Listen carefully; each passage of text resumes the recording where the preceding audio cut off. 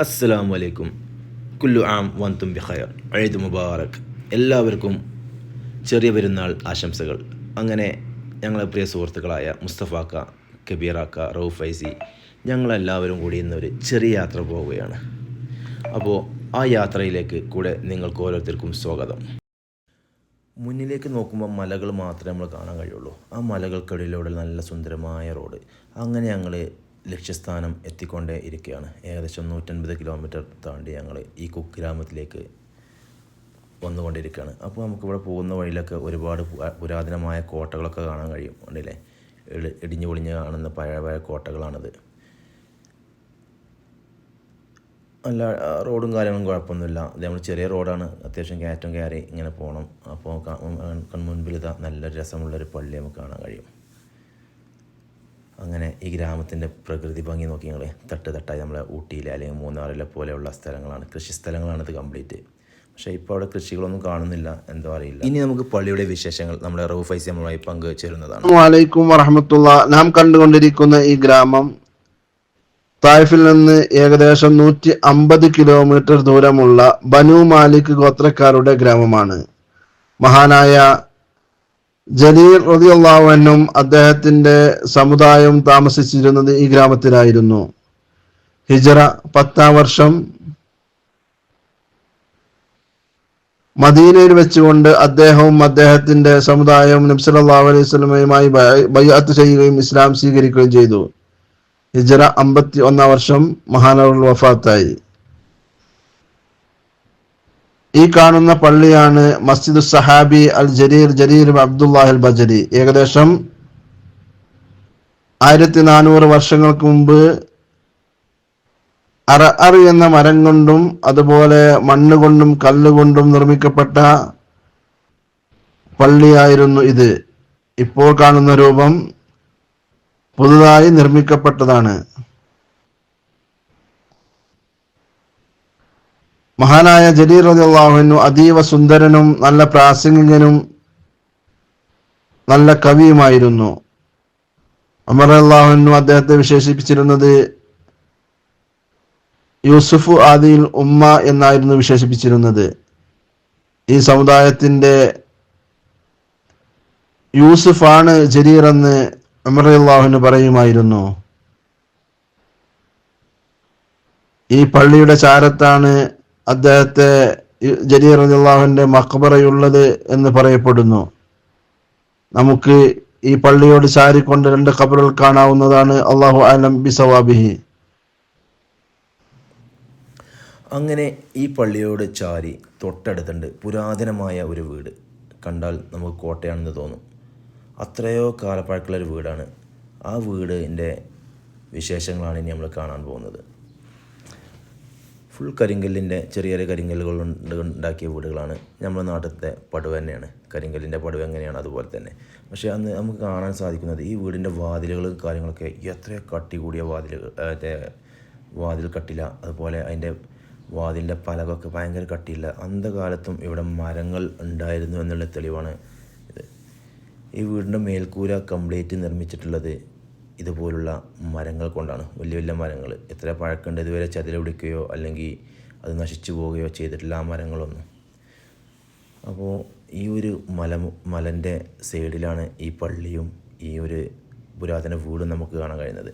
അപ്പോൾ നമ്മൾ ആ വീടിൻ്റെ ഒക്കെ കൊച്ചു വിശേഷങ്ങൾ അല്ലെങ്കിൽ ഈ കോട്ടൻ്റെ കൊച്ചു വിശേഷങ്ങളും അതിൻ്റെ ഉള്ളിൽ എന്തൊക്കെയാണെന്നുള്ളതാണ് നമുക്ക് കാണാൻ പോകുന്നത്. അപ്പോൾ എല്ലാവർക്കും സ്വാഗതം. അങ്ങനെ ഈ സ്റ്റെപ്പും കയറി ഞങ്ങൾ അതിൻ്റെ 1-ാം നിലയിലേക്കാണ് ആദ്യം പോകുന്നത്. അടിഭാഗം ഏകദേശമൊക്കെ ഇടിഞ്ഞ് ഇതായതുകൊണ്ട് നമുക്ക് കാണാൻ കഴിയുന്നില്ല. അതിൻ്റെ ഉള്ളിലൊക്കെ ചിലപ്പോൾ പാമ്പോ കാര്യങ്ങളൊക്കെ ഉണ്ടാവും അല്ലേ. അതുകൊണ്ടാണ് നമ്മൾ അടി കയറി. അപ്പോൾ നേരെ മുകളിലേക്ക് കയറി നോക്കി നിങ്ങൾ ഈ വാതിൽ, അതിൻ്റെ കാര്യങ്ങളൊക്കെ അന്ന കാലത്ത് എല്ലാ സെറ്റപ്പ്. ചെറിയ വാതിലാട്ടോ, ഏകദേശം ഒരു 4-4.5 അടിയൊക്കെ ഉണ്ടാവുള്ളൂ. നമ്മൾ കുഞ്ഞു പോകണതിൻ്റെ ഉള്ളിലേക്ക്. അപ്പോഴാണ് നമ്മൾ ഇവിടെ നമ്മളെ നാട്ടിലത്തെ അതേപോലുള്ള കറണ്ടിൻ്റെ മീറ്റർ കണ്ടത്. ഒന്നും നോക്കില്ല, അങ്ങനെ ഞങ്ങൾ അതിൻ്റെ ഉള്ളിലേക്ക് ഞാൻ മൊബൈലിൽ ടോർച്ച് അടിച്ച് കയറിപ്പോയി. ബാക്കിലൂടെ നമ്മളെ കബീറാക്കിയും നമ്മളെ റൌഫ് ഫൈസൊക്കെ ബാക്കിലൂടെ വരുന്നുണ്ട്. എല്ലാവരും മൊബൈൽ അടിച്ചിട്ട്, കാരണം എല്ലാവർക്കും പേടിയാണ്. ഇനി വല്ല പ്രേതം ഉണ്ടോ അല്ല ജിന്നുണ്ടോ എന്ന് അറിയില്ലല്ലോ അല്ലേ ഷാനോ. ഇത്രയും പാക്കല എന്താ പറയുക, കോട്ടല്ലത് അല്ലെ വീടല്ലേ, അതിൻ്റെ ഉള്ളിലൊക്കെ നമ്മൾ പോകുന്നത്. സത്യത്തിൽ നമുക്ക് പേടിയാവും. ഇതവിടെ പ്രേതാലയം പോലെയുള്ളൊരു സ്ഥലമാണ്. അവിടെ അതാ ഒരു പഴയ കട്ടിൽ കാര്യങ്ങൾ, അതുപോലെ എന്തൊക്കെയോ കുറേ ബോക്സ് കാര്യങ്ങളൊക്കെ കാണുന്നുണ്ട്. അങ്ങനെ അതിൻ്റെ ഉള്ളിലൂടെ ഇങ്ങനെ പുറത്തേക്ക് നോക്കാൻ പോകണ്ടല്ലോ. ഓഹ്, ആ കാഴ്ച, വാവ്, നമ്മളെ കണ്ണ് ആ കാണുന്ന ആ കാഴ്ച ഇവിടെ വന്ന് നേരിട്ട് അനുഭവിക്കുക തന്നെ വേണം. അപ്പോഴേ അതൊക്കെ ഫീൽ ചെയ്യുള്ളൂ.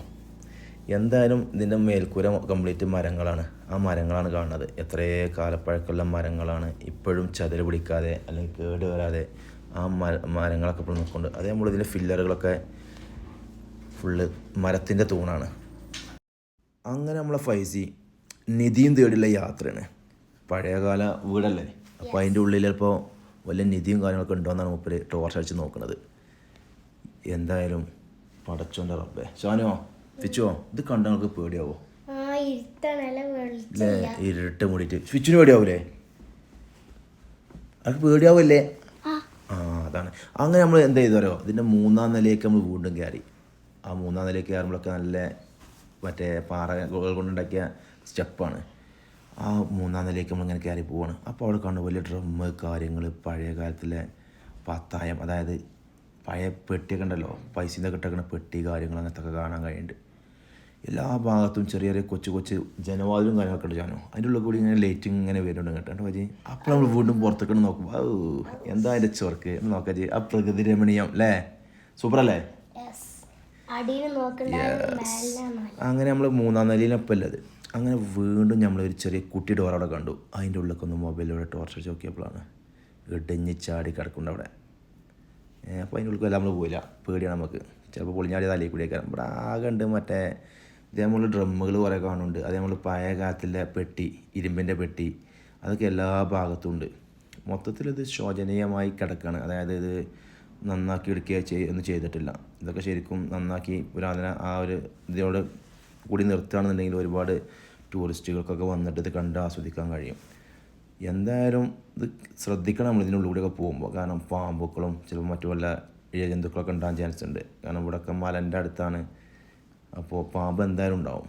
ഏതാ ഞങ്ങൾ ആ ധൈര്യത്തിൽ ഞങ്ങൾ പോയി. അവിടെ കിടക്കുന്ന വീണ്ടും ഒരു പെട്ടി. അങ്ങനെ ഞങ്ങൾ ഏറ്റവും ടോപ്പ് എത്തി.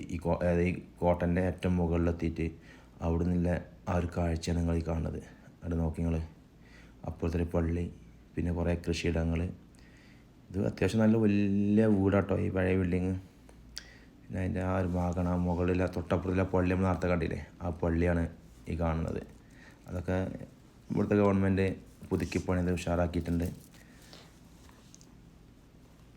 അങ്ങനെ ഞങ്ങളെല്ലാവരും മുകളിലൂടെ ഇങ്ങനെ 4 ഭാഗത്തേക്കും നടക്കുകയാണ് എന്തൊക്കെയാണെന്ന് അറിയാൻ വേണ്ടിയിട്ട്. മുകളിൽ നിന്നുള്ള വ്യൂ ആണ്. ഞാൻ തന്നെ ഇവിടെ ഈ ഒരു ഭാഗത്ത് നിന്നിട്ട് അതിൻ്റെ സൈഡിൽ കൂടെയൊക്കെ നോക്കുന്ന കാഴ്ച നിങ്ങൾ ഈ കാണുന്നത്.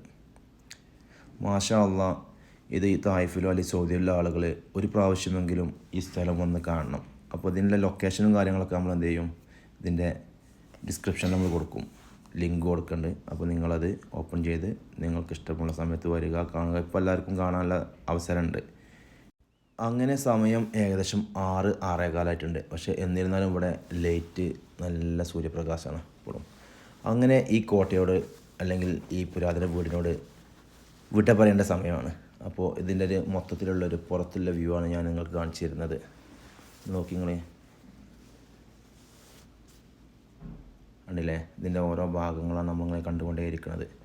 അങ്ങനെ നമ്മളെ കബീർ സാഹിബ് അതൊക്കെ കണ്ട് ആ പാഞ്ഞ രംഗം, അതേ നമ്മളെ ഫൈസി കൂടെ നമ്മളെ മുസ്തഫാക്ക.